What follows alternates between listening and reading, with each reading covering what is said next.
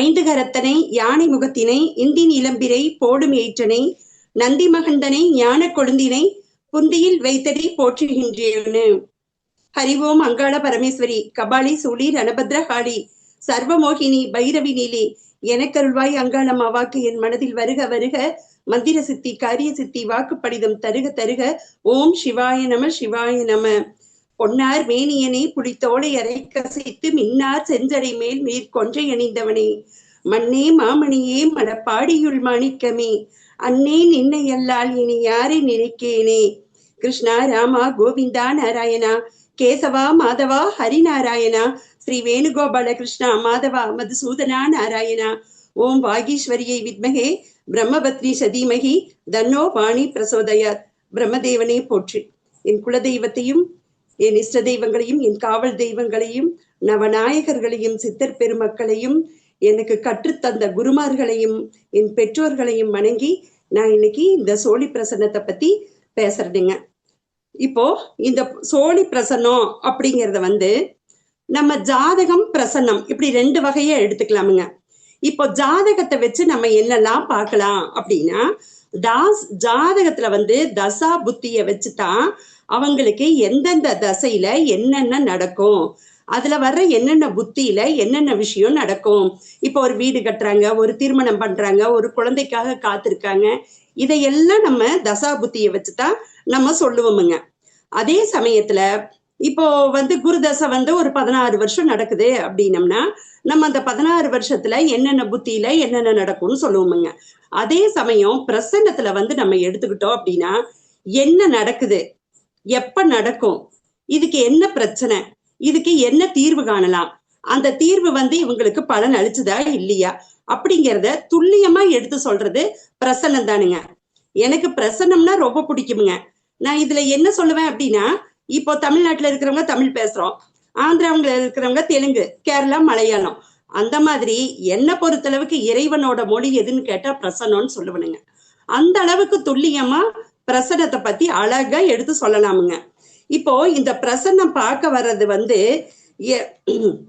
ஒருத்தங்களுக்கு கல்யாணம் ஆகல, ஏன் ஒரு சில குடும்பங்கள்ல பாத்தீங்கன்னா வழி வழியா யாராவது ஒருத்தருக்கு கல்யாணம் ஆகாமையே இருக்கும், வழி வழியா யாராவது ஒருத்தங்களுக்கு குழந்தை இல்லாம இருக்கும், அப்புறம் இதே மாதிரி வழி வழியா யாராவது ஒருத்தங்க காணாம போயிடுவாங்க, ஏதாவது ஒரு நோயில பட்டிருப்பாங்க.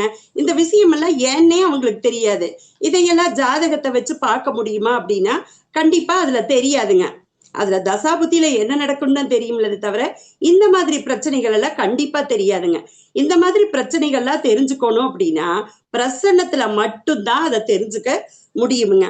இப்ப நிறைய பேர் நிறைய வசதி இருக்கும், ஆனா சொந்த வீடு கட்டவே முடியாது. சில பேர் சொந்த வீடு கட்டி இருப்பாங்க, ஆனாலும் வாடகை வீட்லயே இருப்பாங்க, சொந்த வீட்டுக்கு குடியேற முடியாது. இந்த மாதிரி பிரச்சனைகள் எல்லாம் ஏன் வருது, எதுக்காக வருது, அவங்க பூர்வீகத்துல இருந்தவங்களோட பாவ புண்ணியம் என்ன, அந்த பூர்வீகத்துல வந்த தோஷங்கள் என்ன, அது இவங்களை எந்த அளவுக்கு தாக்குது அப்படிங்கிறத நம்ம பிரசன்னத்தின் மூலியமாக மட்டுமே கண்டுபிடிக்க முடியும். வேற எந்த விஷயத்தையும் நம்மளால கண்டுபிடிக்க முடியாது அப்படிங்கிறது என்னோட கருத்துங்க.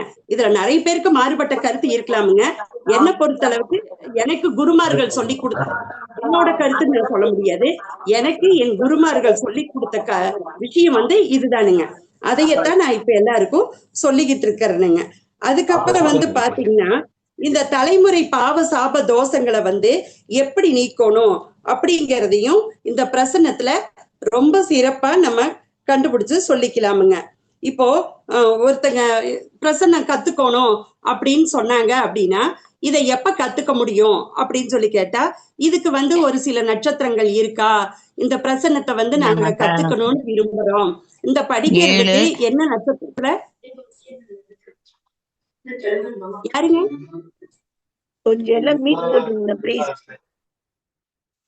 எந்த நட்சத்திரத்துல கத்துக்கலாம் அப்படின்னு சொல்லி கேட்டீங்க அப்படின்னா, சந்திரன் வலிமையா இருக்கிற நட்சத்திர நாள்ல நம்ம இந்த பிரசன்னத்தை கத்துக்கலாமுங்க. அது என்னங்கம்மா சந்திரன் வலிமையா இருக்கிற நாளே அப்படின்னு சொல்லி கேட்டீங்க அப்படின்னா, இப்போ ரோகிணி, ஹஸ்தம், திருவோணம், அப்புறம் அது இல்லாம சனி பகவானுடைய பூசம், அனுசம், உத்தரட்டாதி, இது இல்லாம அஸ்வினி, திருவோணம் இந்த நட்சத்திரங்களை குரு பார்க்கிற நாள்ல அந்த மாதிரி கத்துக்கிறது இன்னும் ரொம்ப சிறப்பான பலன்களை கண்டிப்பா கொடுக்குமுங்க. அதுக்கப்புறம் இதுல என்ன இன்னொரு விஷயத்த நம்ம பார்க்கலாம் அப்படின்னு சொல்லி கேட்டீங்க அப்படின்னா, இந்த பிரசன்னத்தை பார்க்க வர்ற அன்னைக்கு சந்திராஷ்டம தினம் வரக்கூடாதுங்க. நீங்க நோட்ஸ் எடுத்துக்கிறதுனா எடுத்துக்கலாம். சந்திராஷ்டம தினம் அந்த வரக்கூடிய ஜாதகருக்கு வரக்கூடாது அப்படின்னு சொல்லப்படுதுங்க. அதுக்கப்புறம் இதுல ஹோரையை வச்சு பலன் சொல்லலாமுங்க. இப்போ ஒவ்வொருத்தர் ஒவ்வொரு ஹோரையில வருவாங்கங்க. அது அவங்களுக்கு தெரியாது, ஆனா நமக்கு தெரியும். இப்போ திங்கக்கிழமைக்கு வர்றாங்க அப்படின்னா காலையில 6 மணில இருந்து 7 மணி வரைக்கும் சந்திரஹோரை வருது. இப்படியே மாத்தி மாத்தி அதோடைய ஹோரைகள் எல்லாம் நமக்கு தெரியுமுங்க. இந்த ஹோரையில வந்தா அந்த ஹோரையோட காரகத்துவங்களை பற்றியே கேட்பாங்கங்க. நீங்க வேணா டெஸ்ட் பண்ணி பாருங்க. இந்த சந்திரஹோரையில வந்தா அம்மாவை பத்தி கேட்பாங்க, மனநிலையை பத்தி கேட்பாங்க. அதுக்கப்புறம் கடன் அதிகமா இருக்கு, இதை எப்படி அடைக்கிறது அந்த மாதிரி கேட்பாங்க. கடன் கிடைக்குமான்னு கேட்பாங்க, வெளிநாடு போகலாமான்னு கேட்பாங்க. அப்படி ஒவ்வொரு சூரிய ஹோரையில வந்தா அரசாங்க வேலை கிடைக்குமா, அப்பாவை பத்தி அந்த மாதிரி கேட்பாங்க. செவ்வாய் வந்துச்சுன்னா வீடு வாங்குறது, நிலம் வாங்குறது, சகோதரனை பத்தி கேட்கறது அந்த மாதிரி கேட்பாங்க. சுக்கிரன்னா கல்யாணத்தை பத்தி. நீங்க வேணா இதை டெஸ்ட் பண்ணி பாருங்க. இப்படியே அந்த ஹோரைகள் எல்லாத்துக்குமே நம்ம பலன் சொல்லலாமுங்க. இதைய வச்சு நம்ம பலன் சொல்லிக்கலாம். அதுக்கப்புறம் பாத்தீங்கன்னா, அந்த பிரசன்னம் பார்க்க வர்ற ஜாதகருக்கு அன்னைக்கு வரக்கூடிய நாள்ல தாரா பலன் இருந்துச்சு அப்படின்னா அன்னைக்கு மிகவும் சிறப்பான பலன்கள் அவருக்கு வருமுங்க. அதை நீங்க ஒரு தடவை நீங்க டெஸ்ட் பண்ணி கூட பார்த்துக்கலாமுங்க. அதுக்கப்புறம் இதுல என்ன ஒரு விஷயம் அப்படின்னா, நம்ம சோழி போட்டும் பலன் சொல்லலாம். சில இடங்கள்ல நம்மளால சோழியை பயன்படுத்த முடியல அப்படிங்கிற மாதிரி ஒரு சூழ்நிலை இருந்துச்சு அப்படின்னா அவங்கள ஒரு நம்பர் சொல்லி அந்த நம்பரை நம்ம சோழியோட பொருத்தியும் நம்ம பலன் சொல்லலாமுங்க. அப்படியே அக்யூரேட்டா வருமுங்க. அதுல எந்த ஒரு மாற்றமுமே இருக்காதுங்க. அப்புறம் இது சில திதிகள்ல பார்க்க கூடாது அப்படின்னு ஒரு விஷயம் சொல்லப்பட்டிருக்குதுங்க. அது என்னமா திதி அப்படின்னு சொல்லி கேட்டீங்கன்னா, ரிக்தா திதி அப்படின்னு சொல்லுவாங்கங்க. அதாவது சதுர்த்தி, சதுர்த்தசி, நவமி, இது கூட நம்ம அஷ்டமியும் சேர்த்துக்கலாமுங்க. இந்த 4 திதிகள்ல பார்க்க கூடாது. அப்புறம் அமாவாசை, பௌர்ணமி நாட்கள்லையும் பார்க்க கூடாது அப்படிங்கிற வரைமுறைகள்லாம் இதுக்கு சொல்லப்பட்டிருக்குதுங்க. அதுக்கப்புறம் இந்த பிரசனம்னு பார்த்தோம்னா 48 வகை பிரசனங்கள் சொல்லப்பட்டிருக்குதுங்க. நான் ஒரு 36 வகை பிரசன்னம் படிச்சிருக்கிறேனுங்க. 36 வகை பிரசன்னம் இருக்கு. வரக்கூடிய நாள்கள்ல ஒவ்வொரு விஷயமா நானும் சொல்றேனுங்க. எனக்கு தெரிஞ்ச வரைக்கும் உண்டான விஷயத்த நானு சொல்லிட்டு வரேனுங்க. அதுக்கப்புறம் இந்த பிரசன்னம் பார்க்க வர்றவங்க எப்படி வரணும் அப்படின்னு சொல்லி கேட்டீங்கன்னா, வெத்தலை பாக்கு, பழம், பூவு வாங்கிட்டு கண்டிப்பா அந்த பிரசன்னம் பார்க்க வரும்போது இதை வாங்கிட்டு வரணுங்க. இப்ப ஜாதகம் பார்க்கறது அப்படின்னா நம்ம ஆன்லைன்ல கூட கேட்டுக்கலாமுங்க. ஆனா பிரசன்னம் பார்க்கணும் அப்படின்னா கண்டிப்பா நேர்ல தான் வந்தாகணுங்க. இந்த நேர்ல வரும்போதுதான் அவங்களோட பலன்கள் துல்லியமா எடுக்கப்படுமுங்க. இதுல நிமித்தம், சகுனம் இந்த 2 விஷயத்தையும் வச்சு நம்ம பலன் நிறைய சொல்லலாமுங்க. பிரசன்னத்துல ஒவ்வொரு விஷயமும் பலன் சொல்லுங்க. இப்போ அவங்க வாங்கிட்டு வந்த வெத்தலை, பாக்கு, பூவு, பழத்தை வச்சு கூட அவங்களுக்கு அழகா பிரசனம் எடுத்து சொல்லலாமுங்க. ஒவ்வொன்றுக்கும் பிரசனம் இருக்குதுங்க. இப்ப வெத்தலை வாங்கிட்டு வந்தாங்கன்னா அந்த வெத்தலைய வச்சு நம்ம அவங்களுக்கு என்ன பலன் நடக்குதுன்னு சொல்லிடலாமுங்க. இப்ப பழங்கள் வாங்கிட்டு வந்தாங்கன்னு வச்சுக்கோங்களேன், ஒரு உதாரணத்துக்கு சொல்றேன். அந்த வாழைப்பழம் வாங்கிட்டு வருவாங்க, அது ரொம்ப கருப்பா இருக்கு, அல்லது எல்லா பழங்களும் தனித்தனியா வாங்கிட்டு வந்தாங்க அப்படின்னா நம்ம அக்யூரேட்டா சொல்லிடலாமுங்க. உங்க குடும்பத்துல எல்லாம் பிரிஞ்சுதான் இருக்கிறீங்க, யாருக்குள்ளயுமே ஒற்றுமை இல்லை அப்படின்னு கேட்டு பாருங்க, ஆமா அப்படின்னு சொல்லுவாங்கங்க. ஒரு துளி கூட மாறாதுங்க, அந்த அளவுக்கு சொல்லுவாங்கங்க. அதுக்கப்புறம் பாத்தீங்கன்னா அவங்க கட்டிட்டு வந்திருக்கிற உடைய வச்சு பலன் சொல்லலாமுங்க. அது எப்படிங்கம்மா உடைய வச்சு பலன் சொல்றது அப்படின்னா, இப்ப அவங்க ஒரு மஞ்சள் கலர் சேலையை கட்டிட்டு வந்திருக்காங்க அப்படின்னா அவங்களுக்கு குலதெய்வத்தோட தோஷம் இருக்குது அப்படின்னு நம்ம எடுத்து சொல்லலாமுங்க. அப்படியே பொருந்துமுங்க. நீங்க வேணா நடைமுறையில பாருங்களேன். அப்புறம் சிவப்பு கலர் சேலை கட்டிட்டு வந்திருக்காங்க அப்படின்னா உங்க குலதெய்வம் ஏதோ கோபத்துல இருக்கிறாங்க அப்படின்னு சொன்னீங்கன்னா அவங்க அக்யூரேட்டா ஆமாங்க எங்களுக்கு அப்படித்தான் இருக்குதுங்க அப்படின்னு கண்டிப்பா சொல்லுவாங்கங்க. கொஞ்சம் கூட மாறாதுங்க. அதுக்கப்புறம் அவங்க வந்து உட்கார்ற விதம். அவங்க சில சமயம் கால் மேல கால் போட்டு உட்காருவாங்க. சில சமயம் தலைய தொடுவாங்க, முகத்த தொடுவாங்க. இப்படி அவங்க தொடுற ஒவ்வொரு இதுக்கும் ஸ்பரிச ஆருடம்னு பேருங்க. அத வச்சு நம்ம பலன் சொல்லிடலாமுங்க. இப்ப தலைய தொட்டாங்க அப்படின்னா, அத மேசத்துல பொருத்தலாமுங்க. மேசம்ங்கிறது சூரியன் உச்சமாகக்கூடிய ராசிங்க. அப்போ நீங்க வந்து அப்பாவை பத்தி கேக்குறீங்க, பெரிய மகனை பத்தி கேக்குறீங்க, இல்ல நீங்க கவர்மெண்ட் வேலையை பத்தி கேக்குறீங்கன்னா, ஆமாங்க அதை பத்தி தாங்க நினைச்சோம் அப்படின்னு அப்படியே சொல்லுவாங்கங்க. இப்போ முகத்தை அப்படி தொட்டாங்க அப்படின்னு சொன்னா, நீங்க குடும்பத்தை பத்தி கேட்க வந்திருக்கீங்க, பண வரவை பத்தி கேட்க வந்திருக்கிறீங்க, கல்யாண காரியத்தை பத்தி கேட்க வந்த, ஆமாங்க அப்படின்னு சொல்லுவாங்கங்க. ஒரு துளி கூட மாறாதுங்க. இப்ப தோள்பட்டையை தொட்டாங்க, கைகளை தொட்டாங்கன்னா, நீங்க வந்து ஒரு டாக்குமெண்ட் விஷயமா வந்திருக்கீங்க, ஒரு பத்திர விஷயம் பதிவு பண்ணக்கூடியது, எழுத்துக்களை பத்தி, இந்த கதை நாடகம் இந்த மாதிரி கொஞ்சம் அதிகப்படியா நம்ம போய் இதுக்குள்ளேயே சுத்தாம கொஞ்சம் நம்மளுடைய விஷயங்களை இன்னும் கொஞ்சம் அதிகப்படுத்தி நம்ம சொன்னோம் அப்படின்னா ஒரு துளி கூட தப்பே வராதுங்க. நம்ம சொல்றதுல வேணா தப்பு இருக்கலாமே தவிர இந்த கலையில ஒரு துளி கூட தப்பு வராதுங்க. அந்த அளவுக்கு அழகா நம்ம எடுத்து சொல்லலாமுங்க. இதுல பாத்தீங்க அப்படின்னா தீப பிரசன்னம், தாம்பூல பிரசன்னமும் ரொம்ப முக்கியமா இருக்குதுங்க. அஷ்டமங்கல பிரசன்னம்ங்கிறது வந்து இருக்குதுங்க. இதுல தேவ பிரசன்னம் அப்படிங்கிறதும் ஒண்ணு இருக்குதுங்க. தேவ பிரசன்னம்ங்கிறது வந்து கோவில்களுக்கு பார்க்கக்கூடியதுங்க. அதுக்கெல்லாம் ரொம்ப அனுஷ்டானம், பூஜை முறைகள், விதிமுறைகள் அதையெல்லாம் கடைபிடித்தால் மட்டுமே அதையெல்லாம் பார்க்க முடியுமுங்க. இந்த தனி மனிதனுக்கு பார்க்கக்கூடிய இந்த அஷ்டமங்கல பிரசன்னம், சோழி பிரசன்னம், தாம்பூல பிரசன்னம், தீப பிரசன்னம் இதெல்லாம் வந்து நம்ம பார்த்துக்கலாமுங்க. இப்போ தீப பிரசன்னம்னு எடுத்துக்கிட்டோம்னா இப்போ வர்றாங்க ஜாதகர், அவங்க கிட்ட நம்ம வந்து ஒரு அழகா ஒரு குத்து விளக்க வச்சு நம்ம வந்து தீப்பெட்டியை கையில கொடுத்து நீங்க ஏத்துங்க, தீபம் ஏத்துங்க அப்படின்னு சொல்லிட்டோம்னா அவங்க வந்து எந்த திசையில தீபம் ஏத்துறாங்களோ, இப்போ கிழக்கு திசையில இருந்து ஆரம்பிச்சு அப்படியே வந்து வடக்கு திசையில முடிச்சாங்க அப்படின்னம்னா, நீங்க கிழக்கு திசையில இருந்து இப்ப குடிபெயர்ந்து வடக்கு பக்கம் வந்திருக்கீங்கன்னா ஆமாங்க அப்படின்னு சொல்லுவாங்கங்க. அப்புறம் எத்தனை குச்சிக்கு அவங்க வந்து அந்த விளக்கேத்த பயன்படுத்துறாங்களோ அத்தனை பேர் உங்க குடும்பத்துலக்காக பாடுபட்டு போயிருக்காங்கன்னு சொன்னா ஆமாங்க அப்படின்னு சொல்லுவாங்கங்க. இப்படி ஒவ்வொரு சின்ன சின்ன விஷயம் கூட அழகான முறையில பலன்களை அற்புதமா எடுத்து சொல்லுங்க. அதே மாதிரி தாம்பூல பிரசன்னம். இந்த தாம்பூல பிரசன்னங்கிறது ஸ்கேன் ரிப்போர்ட் மாதிரிங்க. ஒருத்தங்களுக்கு உடம்பு சரியில்லைன்னு ஹாஸ்பிட்டலுக்கு போனா மேலோட்டமா அவங்களுக்கு இதுதான் அப்படின்னு சொல்றதுக்கும் இந்த ஸ்கேன் ரிப்போர்ட் எடுத்து நம்ம சொல்றதுக்கும் எவ்வளவு வித்தியாசம் இருக்கோ அந்த மாதிரி இந்த தாம்பூல பிரசனம்ங்க. இந்த தாம்பூலத்தை வச்சு அவங்களுக்கு என்னென்ன பிரச்சனை, என்னென்ன நடக்குது, எந்த பாவகம் மோசமா இருக்கு, எந்த பாவகம் நல்லா இருக்கு, அவங்க குடும்பத்தை பத்தி சொல்லலாம், ஜாதகரை பத்தி சொல்லலாம், அதுக்கப்புறம் வந்து அவங்க சகோதரர்கள் தாயை பத்தி சொல்லலாம், தந்தையை பத்தி சொல்லலாம், எதிரிகளை பத்தி சொல்லலாம், மனைவியை பத்தி சொல்லலாம், குழந்தைகளை பத்தி, அப்படியே ஒவ்வொன்றும் அழகா இந்த பிரசன்னத்துல சொல்லிக்கிட்டே போகலாமுங்க. அந்த அளவுக்கு ஒரு மகிமை வாய்ந்த பிரசன்னம் தான் இதுங்க. இப்போ நான் வந்து 36 வகை பிரசன்னம் இதுல இருக்கு அப்படின்னு சொல்லிட்டேன். அதுல நிறைய பிரசன்னம் இருக்கு.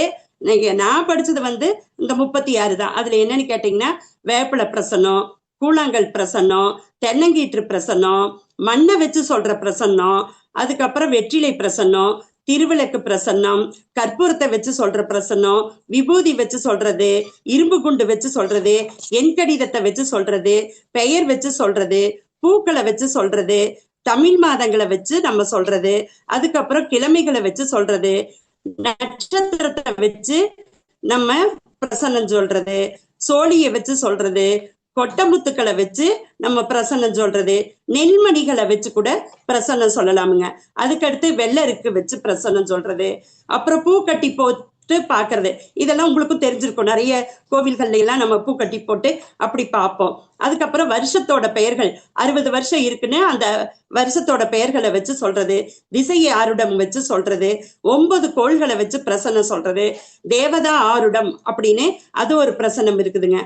அதுக்கப்புறம் அதிர்ஷ்ட பிரசன்னம், அதுக்கப்புறம் நான் சொன்ன மாதிரி இந்த ஸ்பரிச ஆருடம் அது இருக்குங்க.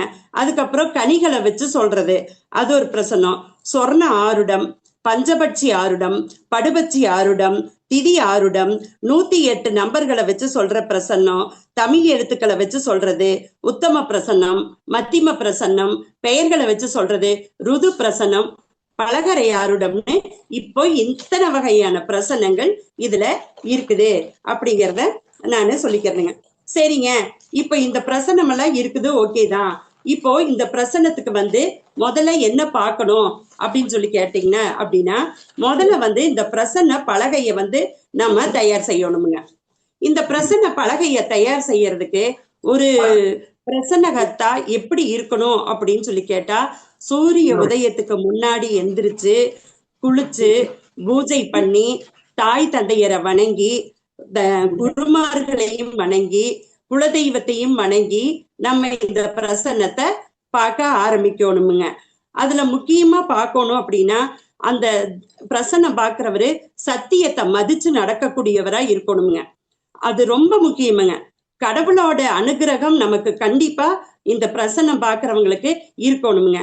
இவங்களுக்கு தெய்வேக்கியன் அப்படின்னு ஒரு பேர் இருக்குதுங்க. அதுக்கப்புறம் பாத்தீங்கன்னா பஞ்சாங்கத்தை பத்தி நல்லா தெரிஞ்சு வச்சிருக்கணும். அது என்னங்க பஞ்சாங்கத்தை பத்தி தெரிஞ்சு வச்சிருக்கிறது அப்படின்னா, கிரகங்கள் அன்னைக்கு எந்தெந்த இடத்துல எப்படி சஞ்சாரம் செய்யுது, எத்தனை டிகிரியில சஞ்சாரம் பண்ணிட்டு இருக்கு அப்படிங்கிறத நல்லா தெரிஞ்சு வச்சிருக்கணும். அடுத்து அந்த கிரகங்களுடைய குணங்கள் என்ன அப்படின்னு அதை பத்தி நல்லா தெரிஞ்சு வச்சிருக்கணும். அதோடைய காரகத்துவத்தை பத்தி தெரிஞ்சு வச்சிருக்கணும். அதுக்கப்புறம் இதெல்லாம் தெரிஞ்சதுக்கு அப்புறம் அந்த கிரக சஞ்சாரங்கள் எப்படி இருக்கு அப்படிங்கிறதையும் தெரிஞ்சு குருவோட பாதத்தை மானசீகமா தொட்டு வணங்கி நம்ம பிரசனம் பார்க்க ஆரம்பிக்கணுமுங்க.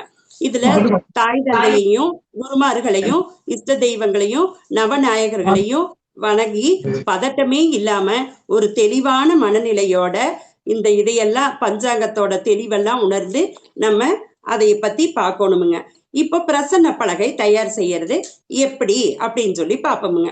இப்ப பிரசன்ன பலகை அப்படிங்கிறது 2.5 அடி அகலம் இருந்துச்சுன்னா 1.25 அடி 2.5 அடி நீளம் இருந்தா 1.25 அடி அகலம் இருக்கணுமுங்க. இந்த அப்படி இருக்கிற அந்த பலகையில தேக்கு பலகை பலாப்பலகை 2 வகையா பயன்படுத்தப்படுதுங்க. இப்போ ஒரு சில பேருக்கு குரு பகவான் அஷ்டமாதிபதியா அப்படி எல்லாம் வருவாருங்க, பாதகாதிபதியா வருவாருங்க. அந்த மாதிரி இருக்கிறவங்க எல்லாம் தேக்கு பலகைய யூஸ் பண்ணலாமுங்க. இந்த தேக்கு பலகைய நம்ம பயன்படுத்த நமக்கு ஆத்ம பலம் அதிகரிக்கும், சிந்தனை சக்தி அதிகரிக்கும் அப்படின்னு சொல்லப்படுதுங்க. இந்த பலகையில ஒரு வெடிப்போ ஒரு புள்ளியோ ஒரு எந்த விதமான டேமேஜும் இருக்கக்கூடாது, அதே மாதிரி ஜாயிண்டும் இருக்கக்கூடாதுங்க. அந்த மாதிரி ஒரு தெளிவான பலகையத்தான் நம்ம இதுக்கு பயன்படுத்தணுமுங்க. அதுல ஓம் அப்படின்னு நடுவுல எழுதி இருக்கணுமுங்க. இந்த ராசி கட்டத்தை நம்ம விபூதியை வச்சு வரையலாமுங்க. அப்படி இல்லைங்கிற பட்சத்துல பச்சரிசி மாவை வச்சும் நம்ம இதைய வரைஞ்சுக்கலாமுங்க. அதாவது பலகையோட இடது பக்கம் இதையெல்லாம் வரைஞ்சு நம்ம ரெடியா பண்ணி வச்சுக்கணுமுங்க. அதுக்கப்புறம் என்ன பண்ணணும் அப்படின்னா, பஞ்ச தெய்வங்களுக்கு நம்ம சோழி வைக்கணுமுங்க. அதாவது பஞ்ச தெய்வம் அப்படிங்கிறது உங்களுக்கு தெரியும். பிரபஞ்சத்துல நம்ம திதி, கரணம், யோகம், கிழமை, நட்சத்திரம் இந்த மாதிரி 5 இதையும் வச்சு அவங்களுக்காக நம்ம 5 சோழி வைப்போம். அதுக்கு முன்னாடி 2, அதாவது சூரியனுக்கு ஒரு சொலியும் சந்திரனுக்கு ஒரு சொலியும் முதல்ல வச்சுக்கணுமுங்க. அதுக்கப்புறம் நம்ம என்ன பண்ணணும் அப்படின்னு சொல்லி கேட்டோம்னா, நம்ம இந்த இப்ப கட்டம் மறைஞ்சாச்சு, கட்டம் மறைஞ்சிட்டு நம்ம அதுக்குள்ள ராசிகளை எல்லாம் அடைவு பண்ணிக்கணும். அந்த ராசிகளை எப்படி அடைவு பண்ணணும் அப்படின்னா, இந்த சோழிகள் மூலமா தான் நம்ம அடைவு பண்ணணுங்க. இப்போ சூரியன்னா 1, சந்திரன்னா 2, செவ்வாய்னா கிழமை வாரியாவும் சில பேர் அடைவு பண்றாங்க, எண்ணிக்கை வாரியாவும் சில பேர் அடைவு பண்றாங்க. இப்ப கிழமை வாரியா எப்படிங்க அப்படின்னா, ஞாயிறு 1, சந்திரன் 2, செவ்வாய் 3, புதன் 4, குரு 5 இந்த மாதிரியும் அடைவு பண்ணிக்கிறாங்க. சில பேர் எப்படி அடைவு பண்ணிக்கிறாங்கன்னா, சூரியன் 1, சந்திரன் 2 தான், செவ்வாய்ங்கிறது 9, புதன்கிறது 3, இந்த 5, குருங்கிறது 3, இந்த மாதிரி வரிசையிலையும் அடைவு பண்ணிக்கிறாங்க. இப்போ எங்களுக்கெல்லாம் சொல்லி கொடுத்தது 2 முறையையும் சொல்லி கொடுத்துருக்காங்க. நமக்கு எந்த முறை நமக்கு வசதிப்படுதோ அது மாதிரி செஞ்சுக்கலாமுங்க. அதுக்கப்புறம் இந்த சோழிகள், இந்த சோழிகளை எப்படி தயார் பண்ணணும் அப்படின்னு சொல்லி கேட்டோம்னா, நம்ம 108 சோழிகள் நமக்கு தேவை. ஆனா நம்ம வந்து அதை விட ஒரு 50 சோழி எச்சா வாங்கிக்கலாமுங்க. இந்த சோழிகளை நம்ம வந்து ஒரு நல்ல நாள் பார்த்து வாங்கிட்டு வந்து முதல்ல பால்ல நல்லா கொதிக்க வைக்கணுங்க. இந்த கொதிக்க வைக்கும் போது அந்த பால்ல வந்து வேண்டாத சோழிகள்லாம் மிதக்க ஆரம்பிக்குமுங்க. அந்த சோழிகளை எல்லாம் நம்ம தூக்கி போட்டுட்டு அந்த மீதி இருக்கிற சோழிகளை எடுத்து நல்லா தண்ணியில வந்து கழுவணுமுங்க. கழுவிட்டு அதுக்கப்புறம் என்ன பண்ணணும்னா பன்னீர்ல கழுவணுமுங்க. அந்த பன்னீர்ல கழுவுனதுக்கு அப்புறம் என்ன பண்ணணும்னா பஞ்சகவியத்துல கழுவணுமுங்க. அந்த பஞ்சகவியத்துல கழுவிட்டு திரும்ப தண்ணியில கழுவணுமுங்க. அதுக்கப்புறம் என்ன பண்ணணும்னா சுத்தமான மஞ்சள் தண்ணியில கழுவணுமுங்க. இப்படி எல்லா இதுலயும் கழுவி சுத்தம் பண்ணி அதை நல்லா தொடச்சு அதுக்கப்புறமா அதை வந்து ஆண் சோழியது பெண் சோழியது அந்த மாதிரி எல்லாம் இருக்குதுங்க. இப்போ ஆண் சோழி அப்படிங்கிறது வந்து ஒரு மாதிரி கொஞ்சம் சப்பையா அந்த மாதிரி இருக்குமுங்க. பெண் சோழி அப்படிங்கிறது வந்து நல்ல ஒரு உருண்டு திரண்ட மாதிரி அப்படி இருக்குமுங்க. அந்த சோழிகளை பார்க்கும்போது எனக்கு வீடியோல காமிக்க முடிஞ்சா காமிப்பேன். அந்த மாதிரி ஆண் சோழி பெண் சோழி பெரும்பாலும் பெண் சோழிகளை பயன்படுத்துறது ரொம்ப நல்லது, அது நல்ல பலன்களை எல்லாம் சொல்லும் அப்படின்னு சொல்லி சொல்லப்படுதுங்க. அதுக்கப்புறம் பாத்தீங்க அப்படின்னா இப்ப நம்ம சோழி வந்து சுத்திட்டு இருப்போம். அதாவது மந்திரத்தை சொல்லி இப்படி கையில சுத்திட்டு இருக்கும் போது சில சோழிகள் என்ன பண்ணும் தவறி போய் வெளியில விழுகுமுங்க. அந்த மாதிரி விழுகக்கூடிய சோழிகளை அன்னைக்கு நம்ம பலன் பார்க்க சேர்த்தக்கூடாதுங்க. மறுநாள் பூஜை பண்ணி தான் சேர்த்தணும். அந்த சோழிக்கு வந்து அவருக்கு பலன் சொல்ல விருப்பம் இல்லை அப்படின்னு நம்ம அதுல இருந்து எடுத்துக்கலாமுங்க. அதுக்கப்புறம் வந்து பாத்தீங்க அப்படின்னா இப்போ இந்த சோழியெல்லாம் வச்சதுக்கு அப்புறமா இந்த பலன் சொல்றதுக்காக நம்ம எடுத்து வச்சிருக்கிற சோழியில வந்து நம்ம 2 கையையும் இந்த சோழிகளை வந்து பெரும்பாலும் குலதெய்வ கோயில்ல வச்சு நம்ம கும்பிட்டு வந்து அம்மா தாயே இந்த சோழி மூலமா வர்றவங்களுக்கு நல்ல பலன்களை நீங்க சொல்லணும் அப்படின்னு வச்சு கும்பிட்டு வந்து எடுத்து நம்ம பலன் பார்க்க வச்சிருக்கிறது ரொம்ப சிறப்பாக சொல்லப்படுதுங்க. இதுல வந்து அந்த 2 கைகளையும் அந்த சோழி மேல குவிச்சு வச்சுட்டு நம்ம என்ன பண்ணியிருக்கோம் சூரிய சந்திரனுக்கு வச்சிருக்கோம். அதுக்கப்புறம் நடுவுல ஓம்னு எழுதியிருக்கோம். அதுக்கப்புறம் பஞ்ச தெய்வங்களுக்கு சோழி வச்சிருக்கோம். விபூதி அல்லது மாவுனால ராசி கட்டத்தை வரைஞ்சிருக்கோம். அதுக்குள்ள சோழிகளை எல்லாம் கிரக சஞ்சாரங்களுக்கு தகுந்த மாதிரி அடைவு பண்ணி வச்சிருக்கோம். இதுல முக்கியமா மாந்திக்கு ஒரு சோழியும் வைக்கப்படுது. இதுல வந்து உதய லக்னம் உதய ஆருடம் அப்படிங்கிறது ஒண்ணு இருக்கு. அதை நான் வந்து சொல்றேன். இது இல்லாம நம்ம ராகு கேது அவங்களுக்கு வந்து தனியா ஒரு அது எப்படி பிரவுன் கலர்ல இருக்கும் அந்த சோழி. அந்த சோழிகளை வந்து அதுக்காகவும் வைக்கிறோம். இப்போ உதய லக்னம்னு சொல்றீங்களே அது என்னங்கம்மா அப்படின்னா, இப்ப நமக்கு தெரியும் ஒவ்வொரு நாள்லயும் சூரியன் எந்த ராசியில சஞ்சாரம் ஆகுது அப்படிங்கிறது நமக்கு தெரியும். நான் சொல்றது உங்களுக்கு எல்லாருக்குமே புரியற மாதிரி தான் சொல்றேன்னு நினைக்கிறேன். அப்படி புரியலன்னா கூட நீங்க கேளுங்க, நான் சொல்றேன். கிரக சஞ்சாரத்துல சூரியன் இப்ப வந்து பாத்தீங்கன்னா சூரியன் வந்து விருச்சிக ராசியில சஞ்சாரம் பண்ணிட்டு இருக்காரு. இப்போ ஒவ்வொரு நாளும் ஒவ்வொரு டிகிரியில அப்படியே நகர்ந்துகிட்டு போவாரு. இப்போ விருச்சிக ராசியில 6 மணில இருந்து 8 மணி வரைக்கும் இருக்கிறாருன்னு வச்சுக்குவோம். 8ல இருந்து 10 மணி வரைக்கும் தனுசு ராசியில, 10ல இருந்து 12 வரைக்கும் மகர ராசியில, 12ல இருந்து 2 வரைக்கும் கும்பராசியில, இப்படியே சுத்தி சுத்தி திரும்ப எங்க வந்துருவாரு மறுநாள் காலையில ஆகும்போது திரும்ப விருச்சிக ராசிக்கு வந்துருவாரு இல்லைங்களா. இதுதான் வந்து சூரியனுடைய கிரக சஞ்சாரம். இப்போ நம்ம வந்து காலையில ஒரு 8 மணி 8:30 மணிக்கு நம்ம பார்க்க ஆரம்பிக்கிறோம். அப்போ இந்த சூரியன் எங்க இருப்பாரு அப்படின்னா நமக்கு தனுசு ராசியில இருப்பாரு. அப்போ இந்த தனுசு ராசி தான் உதய லக்னமாக கருதப்படும். ஓகேங்களா, புரிஞ்சிருக்கும்னு நினைக்கிறேன். உதய லக்னமாக இதுவே கருதப்படும். அதுக்கப்புறம் நம்ம இந்த சோழிய வந்து நம்ம 108 சோழிய சுத்தம் பண்ணி பிரிச்சு எல்லாம் அபிஷேகம் பண்ணி எல்லாம் எடுத்து வச்சிருக்கோம் இல்லைங்களா.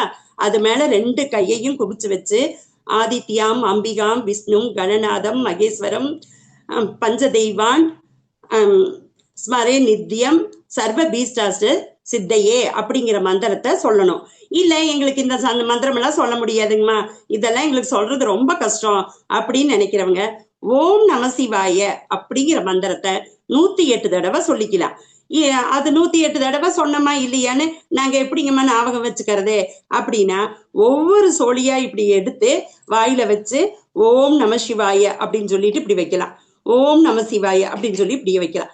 இந்த மாதிரி வச்சு இந்த சோழிக்கு நம்ம எந்த அளவுக்கு நம்ம மெருகூட்டி அதுக்கு தெய்வ பலத்தை நம்ம கூட்டி வைக்கிறோமோ அந்த அளவுக்கு அற்புதமா பலன் சொல்லுமுங்க. நான் சும்மா விளையாட்டுக்கு சொல்றேன்னு நினைக்காதீங்க, அனுபவத்துல சொல்றேன். அவ்வளவு ஒரு அக்யூரேட்டா பலன் சொல்றது சோழி பிரசனங்க. நான் படிக்கும் போதேங்க இந்த ஜாதக கிளாஸ் எல்லாம் போடுவாங்கங்க, அதெல்லாம் நான் சேர்ந்து படிப்பேனுங்க. ஆனா இந்த சோழி பிரசனம்னு வரும்போது மட்டும் என்னமோ எங்க ஊர்ல திருவிழா நடக்கிற மாதிரி எனக்கு நேரமா கிளம்பிட்டு இன்னும் கிளாஸ் போடலையா இன்னும் கிளாஸ் போடலையா அப்படின்னே எதிர்பார்த்துட்டு இருப்பேனுங்க. அவ்வளவு ஒரு பலன்களை அள்ளி கொடுக்கக்கூடிய ஒரு விஷயம் இந்த சோழி பிரசனம்ங்க. அப்புறம் இந்த ஓம் நம சிவாய அப்படின்னு சொல்லிட்டு நம்ம இப்படியே கையில அந்த சோழிய சுத்துவோமுங்க. ஒரு குறிப்பிட்ட இடத்துல நமக்கு சோழிய தனியா பிரிக்கணும்னு தோணுமுங்க. அதுக்கு பேரு கவடி பிரிக்கிறதுன்னு சொல்லுவாங்கங்க. அந்த சோழிய மொத்த சோழியிலிருந்து தனியா கொஞ்சத்தை பிரிக்கிறதுங்க. அந்த பிரிக்கிற சோழிய தனியா இப்படி ஒதுக்கி 4 நாளா பிரிச்சு வைப்போமுங்க. இந்த 4 அப்படின்னு முதல்ல பிரிக்கிறது மேசம், ரிஷபம், மிதுனம், கடகத்துக்குங்க. அடுத்து ஒரு 4 சோழிங்க. அந்த அப்படியே லைனா அடுக்கிட்டு வரணுங்க. முதல் 4 சோழி, அதுக்கு அடுத்து ஒரு 4 சோழிங்க. அந்த 4 சோழிய சிம்மம், கன்னி, விருச்சிகம், கும்பம். அதுக்கடுத்து ஒரு 4 சோழி, அது தனுசு, மகரம், கும்பம், மீனம். ஓகேங்களா? அதுக்கப்புறம் திரும்ப ஒரு 4 சோழி. அந்த 4 சோழி என்ன வருமுங்க? திரும்பவும் மேசம், ரிஷபம், மிதுனம், கடகம். இந்த கடகத்தோட நம்ம பிரிச்ச சோழி நின்றுச்சுன்னு வைங்க, அதுதான் ஆருட லக்னம். முதல்ல நம்ம எடுத்து வச்சிருக்கிறது உதய லக்னம், அதாவது தனுசு ராசியில நின்னது.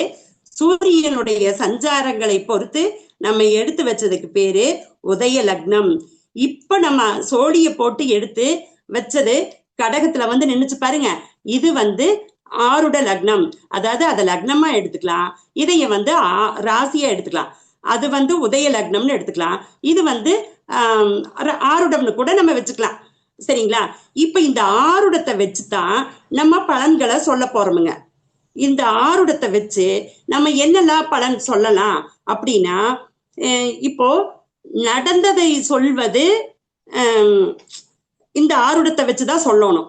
இனிமே நம்ம வாழ்க்கையில என்ன நடக்க போகுது அப்படிங்கிறத இந்த உதய லக்னத்தை வச்சு சொல்லணும். இப்போ நான் ஒரு பதிவுல கூட கொடுத்துருப்பேன்.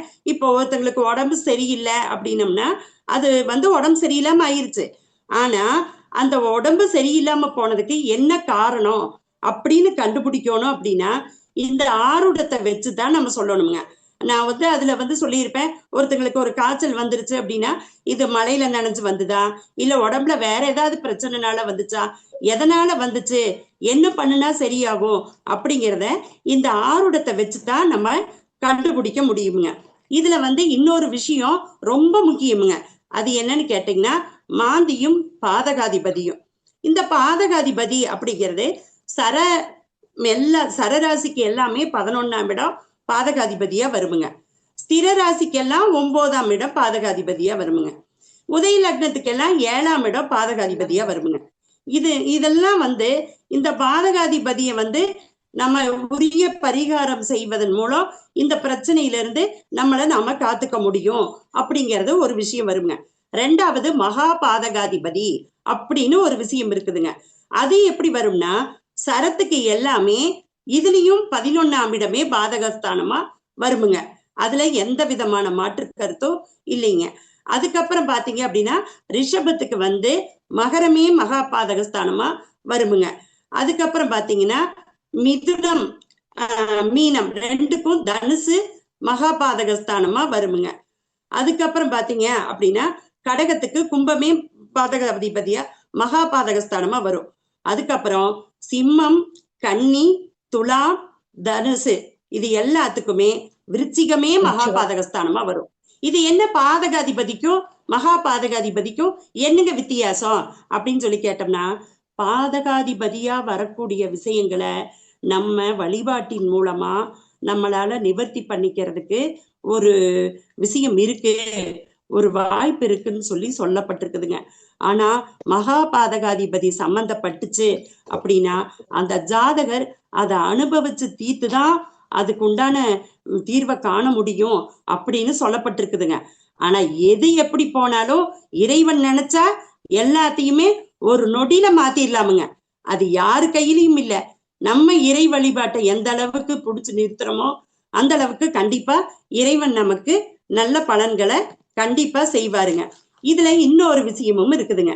அது என்ன இன்னொரு விஷயம்னா, ஊன் உள்ள நட்சத்திரம் ஊன் இல்லாத நட்சத்திரங்கள் அப்படின்னு ஒரு கேட்டகரி வருதுங்க. அது என்னங்க ஊன் இல்ல நட்சத்திரம்? இப்ப பிரசன்னம் பார்க்க வர்றவங்க வந்து இந்த இந்த நட்சத்திரங்கள்ல எல்லாம் வந்தாங்க அப்படின்னா அவங்களுக்கு சிறப்பான பலன் இருக்கும் அப்படின்னு சொல்லிடலாமுங்க. அதுதான் ஊன் உள்ள நட்சத்திரங்கள். இப்ப குழந்தைகளுக்கெல்லாம் முதல்ல சாப்பாடு ஊட்டுறதுக்கு இந்த நட்சத்திரங்களை நம்ம எடுத்துக்கலாமுங்க. அது என்ன நட்சத்திரம் அப்படின்னு சொல்லி கேட்டீங்கன்னா, அஸ்வினி, ரோகிணி, மிருகசீரிசம், புனர்பூசம், பூசம், உத்திரம், அஸ்தம், சித்திரை, சுவாதி, அனுசம், உத்திராடம், திருவோணம், அவிட்டம், சதயம், உத்திரட்டாதி, ரேவதி. இந்த நட்சத்திரங்கள்லாம் ஊன் உள்ள நட்சத்திரங்கள். இந்த நட்சத்திர நாள்ல ஒரு பிரஜகர் வந்து நம்ம கிட்ட ஜாதகம் பார்க்க பிரசன்னம் பார்க்க வர்றாரு அப்படின்னா அவருக்கு நல்ல பலன்களே கிடைக்கும் அப்படின்னு சாஸ்திரத்துல சொல்லப்பட்டிருக்குதுங்க. அதுக்கப்புறம் பாத்தீங்கன்னா ஊன் இல்லாத நட்சத்திரங்கள். அது என்னங்க ஊன் இல்லாத நட்சத்திரங்கள் அப்படின்னு கேட்டீங்கன்னா, ஆதிரை பரணி கிருத்திகை, ஆயில்யம் முப்பூரங்கேட்டை, தீதொரு விசாகம் சுவாதி, சித்திரை மகம் ஈராறும் ஊன் இல்லாத நட்சத்திரங்கள்.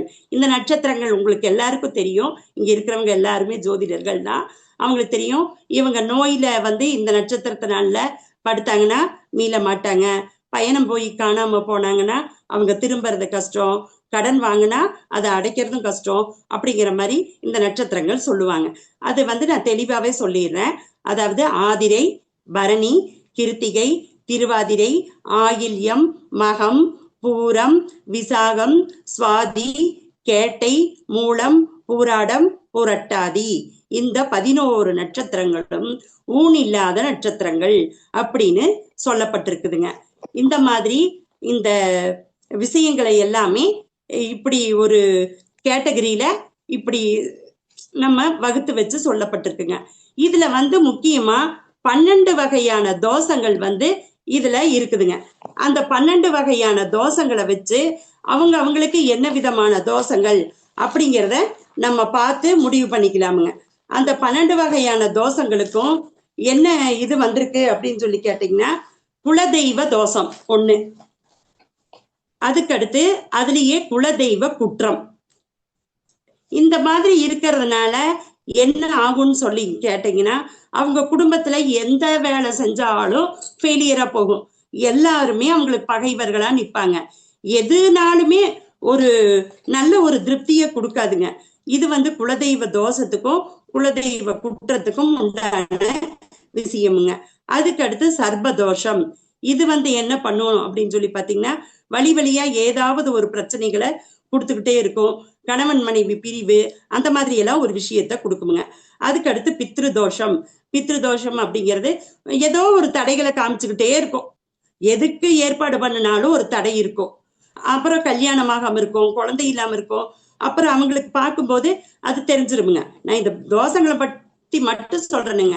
பித்ரு தோஷம், மாதுர் தோஷம், குரு தோஷம், குரு சாபம், பிராமண தோஷம், திருஷ்டி தோஷம், அதுக்கடுத்து செய்வினை தோஷம், பிரேத தோஷம், அதாவது மாதி தோஷம்னு சொல்லுவாங்க. அதுக்கடுத்து சத்ரு தோஷம். அதுக்கப்புறம் பாத்தீங்கன்னா இந்த மருந்தீடு அப்படின்னு சொல்லுவாங்கங்க, அந்த தோஷம், வாக்கு தோஷம். அந்த வாக்கு தோஷங்கிறதும் சத்திய தோஷங்கிறதும் ஒண்ணுதானுங்க. அதுக்கப்புறம் பெண் தோஷம், சாபம், இதுவும் வந்து ரொம்ப முக்கியமான ஒரு விஷயமா சொல்லப்பட்டிருக்குதுங்க. இப்படி 12 வகையான தோஷங்கள் வந்து சொல்லப்பட்டிருக்கு. இந்த 12 வகையான தோஷங்களுக்கும் ஒவ்வொரு டெஃபினிஷன் இருக்கு. இப்போ நம்ம உதய லக்னம் எடுத்துட்டோம், உதய ஆருடமும் எடுத்துட்டோம். இதுல பாதகாதிபதி எது, மகா பாதகாதிபதி எது, எப்படி பார்க்கணும் அப்படிங்கிறதெல்லாம் நம்ம ஓரளவுக்கு மேலோட்டமாக சொல்லியாச்சு. இனி இத வந்து எப்படி பார்க்கணும் அப்படிங்கிற ஒரு விஷயம் இருக்குதுங்க. அதைய வந்து இப்ப சொன்னோம்னா நேரம் ஆகிரும்னு நினைக்கிறேன். மேடம் மேடம் இருக்கிறேன். ஓகே. அதைய சொல்லலாங்களா? 12 வகையான தோஷம். ஒரே ஒரு தோஷத்தை மட்டும் இன்னைக்கு இது பண்ணிடலாங்க மேடம். ஓகே. ஒரு அப்ப தோஷம். வந்து குலதெய்வ தோஷத்தை பத்தி நான் இப்ப சொல்லிடுறேன். இப்போ நம்ம வந்து உதய லக்னமும் எடுத்துட்டோம், ஆருடமும் எடுத்தாச்சு. இப்போ வந்து நம்ம உதயம் வந்து எது வேணாலும் இருக்கட்டுங்க, எந்த ராசி வேணாலும் உதயமா இருக்கட்டுங்க. இப்போ நம்ம என்ன பண்றோம் அப்படின்னு சொல்லி கேட்டோம்னா, உதய ஆருடம், அதாவது உதய லக்னம் வந்து தனுசாவே வந்துருச்சுன்னு வச்சுக்குவோம், ஆருட லக்னம் மேசமா வந்துருச்சு அப்படின்னு வச்சுக்குவோம். இப்ப இதுல என்ன முக்கியமா பார்க்கலாம் அப்படின்னா, நம்ம ஜாதகத்துல பார்க்கும்போது 5ஆம் இடம்தான் குலதெய்வமா நம்ம எல்லாருமே எடுத்து பலன் சொல்றோம். அதே சமயத்துல பிரசன்னத்துல வந்து 4ஆம் இடம்தான் குலதெய்வம் அப்படிங்கிறத நம்ம எடுப்போம். இதுல தெரிந்த தெய்வம்னு ஒண்ணு இருக்கு, தெரியாத தெய்வம்னு ஒண்ணு இருக்கு. அதுக்கு 5ஆம் இடத்தை தெரியாத தெய்வத்துக்கு எடுப்போம், தெரிந்த தெய்வத்துக்கு வந்து 4ஆம் இடத்தை எடுப்போம். இப்போ இதுல வந்து எப்படிங்கம்மா நம்ம குலதெய்வ தோஷம் இருக்கா இல்லையா அப்படின்னு கண்டுபிடிக்கிறது அப்படின்னா, மேச லக்னத்துக்கு 4ஆம் இட அதிபதி யாருங்க? சந்திர பகவான் இல்லைங்களா? இந்த மேச லக்னத்துக்கு பாதகாதிபதி யாருங்க? 11ஆம் இடமான கும்பத்தின் அதிபதியான சனி பகவான் இல்லைங்களா? இந்த 4ஆம் இட அதிபதி சந்திர பகவான் 11ஆம் இடமான பாதகஸ்தானத்தில் போய் நின்றாலும், ஒரு பாயிண்ட், பாதக 4ஆம் இடமான கடகத்தில் போய் நின்றாலும் அவங்களுக்கு குலதெய்வ தோஷம் இருக்கு அப்படிங்கிறத 100% உறுதியா எடுத்துக்கலாம். ஓகேங்களா? இதுல குலதெய்வ குற்றம்னு சொன்னீங்களே, அது என்னங்க அப்படின்னு சொல்லி கேட்டீங்க அப்படின்னா, இந்த 4ஆம் இடமான கடகத்தின் அதிபதியான சந்திர பகவான் 8ஆம் இடத்தான விருச்சிகத்துல போய் நின்றுச்சுன்னு வச்சுக்கோங்க, அது வந்து குலதெய்வ குற்றம் அப்படின்னு எடுத்துக்கலாம். அதாவது அந்த 4ஆம் இடமான குலதெய்வ அதிபதி போய் அஷ்டம ஸ்தானத்துல நின்றுச்சு அப்படின்னா அது வந்து குலதெய்வ குற்றம். இதுல இன்னும் கடுமையா இருக்கு அப்படின்னா, பாதகாதிபதி போய் 12ல மறைஞ்சிட்டாருன்னு வைங்க, அந்த அம்மா வந்து நல்ல உக்கிரமான கோபத்துல இருக்காங்க. கோபமும் சாபமும் தோஷமும் இதை வச்சு அருமையா எடுத்துக்கலாமுங்க. அந்த 12ஆம் இடத்துல சனி பகவான் போய் 12ஆம் இடமான மீனத்துல போய் நின்னுட்டாருன்னு வச்சுக்கோங்க, 12ஆம் இடத்துல, அப்போ அவங்களுக்கு குலதெய்வ குற்றம் வந்து ரொம்ப அதிகமா இருக்கு.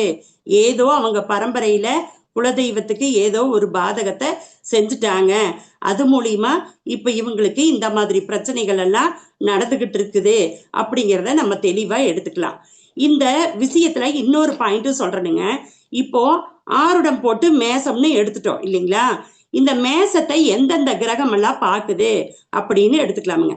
இப்போ சப்போஸ் சனி பகவான் பாக்குறாரு, சூரிய பகவான் பாக்குறாரு, சுக்கிர பகவான் பாக்குறாரு அப்படின்னா இவங்க வந்து குரு பகவான் பாக்குறாரு. இப்ப இந்த 4 கிரகம் வந்து அந்த மேச லக்னத்தை பாக்குது. அப்போ சனி பகவான் பாக்குறாருன்னா வரக்கூடிய ஜாதகர் தொழிலை பத்தி கண்டிப்பா கேட்பாரு. சூரிய பகவான் பாக்குறாருன்னா கவர்மெண்ட் சம்பந்தப்பட்ட, தன்னுடைய பெரிய மகன் சம்பந்தப்பட்ட, அதுக்கப்புறம் அவங்க அப்பா சம்பந்தப்பட்ட கேள்வியையும் அந்த இடத்துல கேட்பாரு அப்படின்னு எடுத்துக்கலாம். குரு வந்து பாக்குறாருன்னா குழந்தைகளை பத்தி கேட்கிறாரு அப்படின்னு நம்ம எடுத்துக்கலாம். சுக்கிர பகவான் பாக்குறாருன்னா ஏதோ ஒரு பெண்ணை பத்தி, கல்யாணத்தை பத்தி அந்த மாதிரி கேட்க வந்திருக்கிறாரு. அப்படியே அக்யூரேட்டா இருக்குமுங்க. நீங்க வேற எதுக்குமே பலன் சொல்ல வேண்டாம், சுத்தமா பயந்துக்கவே வேண்டாம். இந்த ஆருடத்தை பார்க்கிற கிரகம் எதுவோ அதுக்கும், அந்த ஆருடத்துல நிக்கக்கூடிய கிரகம் எதுவோ அதுக்கு மட்டும் பலன் சொன்னாலே போதும், 100% அப்படியே அக்யூரேட்டா இருக்குமுங்க. இது வந்து ஒரு டிப்ஸுங்க. இனியும் வரப்போற அடுத்தடுத்த வகுப்புகள்ல இன்னும் எப்படியெல்லாம் சொல்லலாம், என்னென்ன ஆருடத்துக்கு என்னென்ன பலன் இருக்கும், இந்த 12 வகையான தோஷங்கள் என்ன, அதோடைய டெஃபினிஷன் என்ன, அதற்குண்டான நிவர்த்தி என்ன அப்படிங்கிறதையும் நம்ம பார்க்கலாம். இப்ப இந்த குலதெய்வ தோஷம்னு நம்ம சொல்லிட்டோம். ஓகே, இப்ப இந்த குலதெய்வ தோஷத்துக்கு இந்த ஒண்ண முடிச்சிடலாம். இப்ப இதுக்கு என்ன பண்ணலாமுங்க அப்படின்னு கேட்டா, குலதெய்வத்தை பத்தி நான் நிறைய வீடியோல சொல்லியிருக்கேன். பொதுவான ஒரு செயல்பாடு பயன்படாது. அவங்கவங்க குலதெய்வத்துக்குன்னு ஒரு வழிபாடு முறை இருக்கும். சில பேர் வந்து சைவ முறையில வழிபாடு பண்ணுவாங்க. சில பேர் வந்து ஆடு கோழி இந்த மாதிரி எல்லாம் உயிர் பலி கொடுத்து வழிபாடு பண்ணுவாங்க. இல்லைங்க எங்க கோயில்ல என்னமோ இருந்துட்டு போகுதுங்க, நாங்க போய் பொங்கல் வச்சு தாங்க படைப்போம் அப்படின்னா அதெல்லாம் ஏற்புடையது அல்ல. அந்த இடத்துல அந்த கோவில்ல பரம்பரையா உங்க முன்னோர்கள் என்ன செஞ்சுட்டு வந்திருக்கிறாங்களோ அதை வச்சு மட்டும்தான் நீங்க அந்த இடத்துல பூஜை போட முடியும். அதனால நீங்க கோயிலுக்கு போய் அபிஷேக அலங்கார பூஜைகள் உங்களால முடிஞ்சது எதுவோ அந்த கோயிலுக்கு வாங்கி கொடுக்கறது. இப்போ ஒரு டியூப்லைட் வாங்கி கொடுக்கலாம், மின்விசிறி வாங்கி கொடுக்கலாம், அந்த சாமிக்கு உண்டான ஆரத்தி தட்டு மணி அப்புறம் என்னென்ன தேவையோ அத்தனையும் உங்களால முடிஞ்ச அளவுக்கு எல்லாமே வாங்கி கொடுக்கலாம். அப்புறம் உங்களுக்கு எதுவுமே வாங்கி கொடுக்க வசதி இல்லை, நமக்கு உங்களுக்கும் சொல்ல முடியாது, நம்மளுக்கு எதுவுமே வாங்கி கொடுக்க பெருசா இல்லை அப்படின்னு சொன்னோம்னா நம்மளோட உடல் உழைப்பை தரலாம். அந்த கோயிலை சுத்தமா வச்சுக்கிறது, பாத்திரங்கள் எல்லாம் கழுவி கொடுக்கறது, சாமியோட துணிமணிகள்லாம் துவைச்சு கொடுக்கறது, அதையெல்லாம் மடிச்சு வைக்கிறது, கோயில் சுத்தமா இந்த மாதிரி நம்மளால முடிஞ்ச விஷயங்களை நம்ம செஞ்சுக்கிட்டு வர முடியும். நம்ம அந்த குலதெய்வத்தோட அனுகிரகத்தை கண்டிப்பா பெறலாம். அப்புறம் நிறைய பேரு ஏங்க நீங்க குலதெய்வ கோயிலுக்கு போகவே இல்லைன்னு ஜாதகம் காட்டுதே, நீங்க போனீங்களா? அம்மா போன வாரம் கூட போயிட்டு வந்தோமுங்க, போன மாசம் கூட போயிட்டு வந்தோமுங்க, நாங்க விடாம கோயிலுக்கு போறோமுங்க, நீங்க என்னங்க இப்படி சொல்றீங்க அப்படிம்பாங்க. ஆனா அவங்களுக்கு இப்ப மாசம் சிவன் ராத்திரி தான் அவங்க கோயில்ல தலைக்கட்டுக்கு வரி கட்டுறது, விசேஷம் வைக்கிறது அப்படியெல்லாம் இருக்குன்னா அன்னத்தனிக்கு போக மாட்டாங்களே, மத்த நாள்ல எல்லாம் போய் நிப்பாங்களே. அப்படி போய் நின்னா அது கண்டிப்பா ஒரு பலனை கொடுக்காது. நான் இந்த வீடியோ பதிவின் மூலம் தெளிவா சொல்றேன். அதுக்கப்புறம் குழந்தைகளா வரலீங்க, நான் மட்டும் தாங்க போனேன், அவரு வெளியூர்ல இருந்தாருங்க, அதனால நாங்க குடும்பத்தோட போக முடியலைங்க, இந்த விஷயம் எல்லாம் ஏற்புடையதே கிடையாது. சரிங்களா? வருஷத்துல ஒரு நாளாவது குடும்பத்தோட கண்டிப்பா போயே தீரணும். போய் அந்த குலதெய்வ கோயில்ல சில பேரெல்லாம் பாத்தீங்கன்னா வெளியூர்ல இருந்து தீர்த்தம் கொண்டு வந்து அம்மாவுக்கு அபிஷேகம் பண்ணி எல்லாம் பண்ணுவாங்க. குடும்பத்துல எல்லாரும் தீர்த்தம் எடுக்க போக முடியலனாலும் யாராவது ஒருத்தராவது தீர்த்தம் எடுக்க போய் தீரணும். அந்த கோயில் வழிபாடு என்னவோ அதுல கலந்துக்கணும். இந்த மாதிரி எல்லாம் நீங்க செஞ்சுட்டு வரும்போது மட்டும்தான் அந்த குலதெய்வத்துடைய அனுகிரகம் முழுமையா உங்களுக்கு கிடைச்சு உங்க சந்ததிகள் வழியா நல்ல சிறப்பா நல்லபடியா நல்ல சந்தோஷமா நிம்மதியா மகிழ்ச்சியா சகல சௌபாகியங்களும் பெற்று வாழ்வதற்கு ஒரு வரம் கிடைக்கும். இப்போ நிறைய வீடுகள்ல நான் கல்யாணம் பண்ணி வந்ததுக்கு அப்புறம் தாங்கம்மா குலதெய்வங்கிறதுக்கே போறேன், எனக்கு முன்னாடி இருந்த எங்க மாமியாரு மாமனாரு அதுக்கு முன்னாடி இருந்தவங்க எல்லாம் போகவே இல்லைங்கம்மா, எனக்கு இப்ப தெரிஞ்சுதாங்கம்மா போறேன், ஆனாலும் எங்க குடும்பத்துல குலதெய்வ தோஷத்தை காமிச்சுக்கிட்டே இருக்குதுங்கம்மா, நான் என்னங்கம்மா பண்றது அப்படின்னா நம்ம அந்த பிரசன்னம் வச்சு போட்டு பார்க்கும் போதே இவங்களை போய் இந்த விஷயத்த செய்ய சொல்லலாமா, நம்ம கோவில்ல என்ன உங்களுக்கு வழிபாடு இருக்கு, இந்த வழிபாட்டை செஞ்சுட்டு வந்தா நிவர்த்தி ஆகுமா, நீங்க ஏத்துக்கிறீங்களா அப்படின்னு கேட்டா ஊர்த்துவ முகராசி அப்படின்னு ஒண்ணு விழுகுமுங்க. அது என்னங்கம்மா ஊர்த்துவ முகராசி அப்படின்னு கேட்டீங்கன்னா, சூரிய பகவான் இப்ப இந்த மாசம் விருச்சிகத்துல சஞ்சாரம் பண்ணிட்டு இருக்காரு. இதுக்கு முன்னாடி எங்க சஞ்சாரம் பண்ணியிருப்பாரு? துலாத்துல சஞ்சாரம் பண்ணியிருப்பாரு.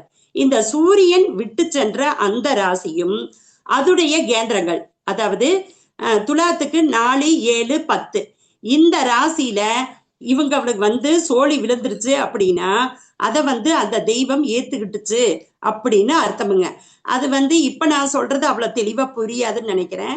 இனி வரக்கூடிய நாள்ல உங்களுக்கு அதை தெளிவா எவ்வளவு விளக்கமா சொல்ல முடியுமோ அந்த அளவுக்கு நான் விளக்கமா சொல்றேனுங்க. அதே மாதிரி அவங்க அதை போய் செஞ்சுட்டு வந்துட்டாங்க, அதை அந்த அம்மா ஏத்துக்கிட்டாங்களா அப்படிங்கிறதுக்கு நிவர்த்தி பிரசன்னம் அப்படின்னு ஒண்ணு போடுவோமுங்க. அது என்னங்க நிவர்த்தி பிரசன்னம் அப்படின்னு கேட்டா 2 வகையா பார்க்கலாமுங்க.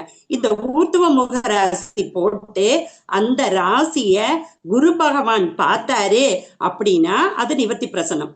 அப்படி இல்லாம நம்ம கபடி பிரிச்சு அதை எடுத்து பார்க்கும்போது குரு இருக்கிற இடமோ, அதாவது சுபகிரகங்கள் இருக்கக்கூடிய இடம் லக்னமாக விழுந்துருச்சு அப்படின்னம்னா அது நிவர்த்தி பிரசன்னமா எடுத்துக்கணும். ஆனா எது வேணாலும் விழுகட்டும்னு எடுத்துக்க முடியாதுங்க. குரு இருக்கிற இடம் வேணும் அப்படின்னு நம்ம மனசுக்குள்ள நினைச்சு போட்டோம்னா அது அக்யூரேட்டா குரு பகவான் இருக்கிற இடத்துலயே போய் விழுகுமுங்க. சுக்கிரன் இருக்கிற இடம் வேணும்னா அப்படியே போய் விழுகுமுங்க. இது வந்து சத்தியத்துக்கு கட்டுப்பட்ட ஒரு பிரசனம்ங்க, இந்த சோழி பிரசனங்கிறது. இத வந்து சுத்தம் இல்லாம அப்படியெல்லாம் அந்த சோழியை தொற்றவே முடியாதுங்க. அது ரொம்ப சுத்தமா இருக்கும்போது மட்டும்தான் அந்த சோழிய